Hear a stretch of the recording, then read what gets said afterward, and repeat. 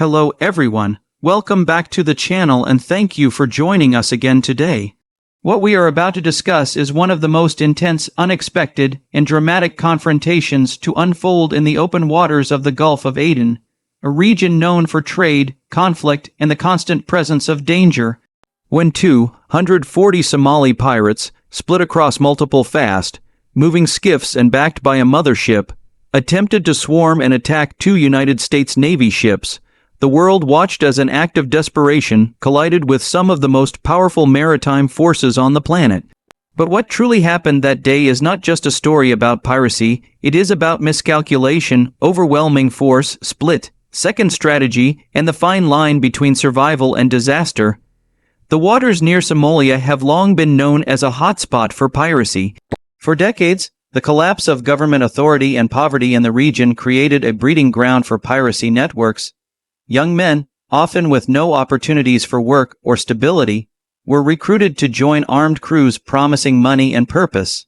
These pirate groups learned to move fast and strike hard, targeting cargo ships, oil tankers, and commercial vessels passing through one of the world's most important shipping lanes. But with the rise of piracy came the involvement of global navies determined to secure the route, especially the United States, whose interest in maintaining safe seas extends far beyond diplomacy. What unfolded on that day was not a routine security patrol, but a stunning moment in which both sides believed they had the advantage. Inside the two U.S. Navy ships, the atmosphere was calm yet constantly alert. When operating in pirate-prone regions, the watch team's intelligence officers and combat information centers are trained to read every signal, track every vessel on radar, and evaluate every unknown contact.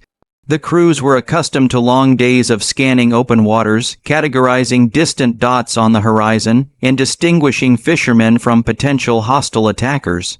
Everything seemed normal as the ships continued their coordinated patrol, maintaining communication with other coalition vessels in the area. But the silence and smooth sailing were about to disappear. The first signs of trouble appeared as radar operators detected several small vessels approaching at high speed. The skiffs were typical of pirate operations. Low-profile boats fast, able to move unpredictably, and usually carrying anywhere between 6 to 10 armed men. But this time, something was different. There weren't just a few skiffs. There were waves of them. More dots appeared on radar, and lookouts aboard the U.S. ships soon visually confirmed that the vessels were packed tightly with men carrying assault rifles, RPGs, and boarding equipment. There was no attempt at disguise. This was a direct and coordinated attack.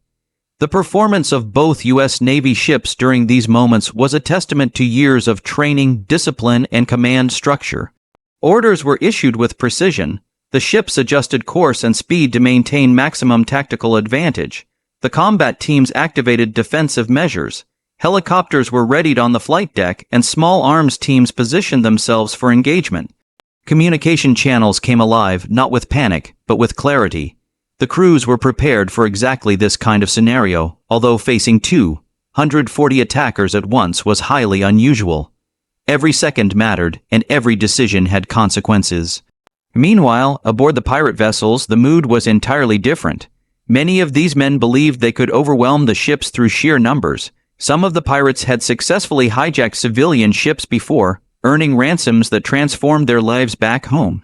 But U.S. Navy ships are not unarmed tankers, nor are they private cargo vessels lacking trained defenders. They are floating fortresses designed to withstand and neutralize threats far more advanced than small pirate groups.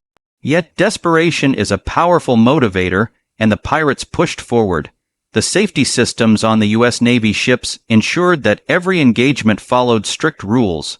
Warning shots and audio messages were broadcast over long-range acoustic devices.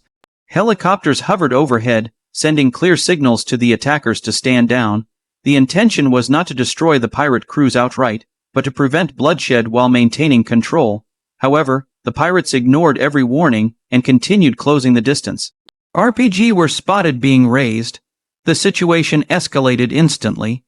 The unique advantage the U.S. Navy had in this confrontation was layered defense. On the outer perimeter, helicopters and small naval drones provided overwatch, ready to disable engines on skiffs if necessary. On the ships themselves, Heavy machine guns and sniper teams monitored the movement of approaching boats. Meanwhile, electronic warfare teams tracked every radio signal, ensuring no surprise reinforcements could appear out of nowhere. The ships themselves were positioned to ensure they would not be flanked. It was a full defensive system working in perfect synchronization. As the skiffs drew close, automatic weapons fire erupted, but not blindly. The gunners aboard the Navy ships engaged specific targets: engines, steering systems, and weapon-bearing individuals. The shots were calculated, precise, and controlled. The goal was not destruction. It was incapacitation.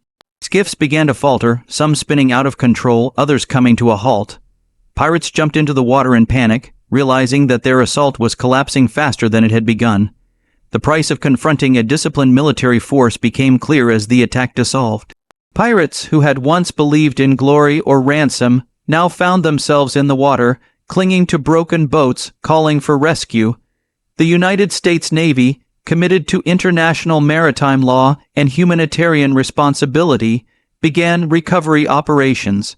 Sailors threw life rings, deployed small rescue vessels, and brought surviving pirates on board, not as prisoners of war, but as individuals to be processed and transferred to international authorities for prosecution.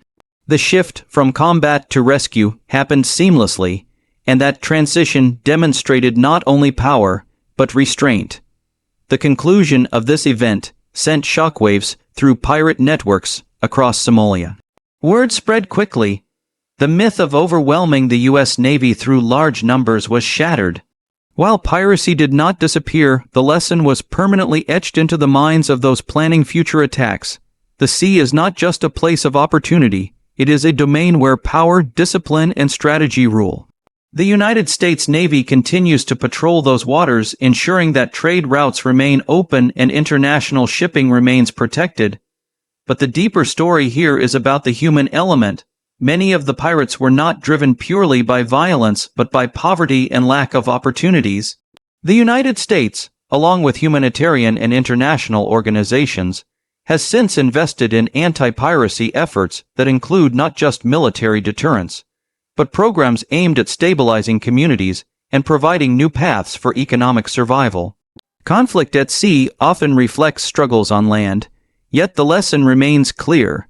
No matter how large a pirate force may be, numbers alone cannot defeat training, coordination, and professionalism. When confronted by disciplined naval power, even the largest pirate armadas can be neutralized swiftly and decisively. The sea is vast, unpredictable, and unforgiving, and only those prepared for its challenges can truly command it. Thank you for watching, and if you found this breakdown informative and engaging, make sure to like, comment, and subscribe for more deep explorations into global military history and real-world defense encounters. There is always more happening beyond the horizon than most people realize, and we are here to bring those stories to you. Stay safe, stay informed, and we'll see you in the next video.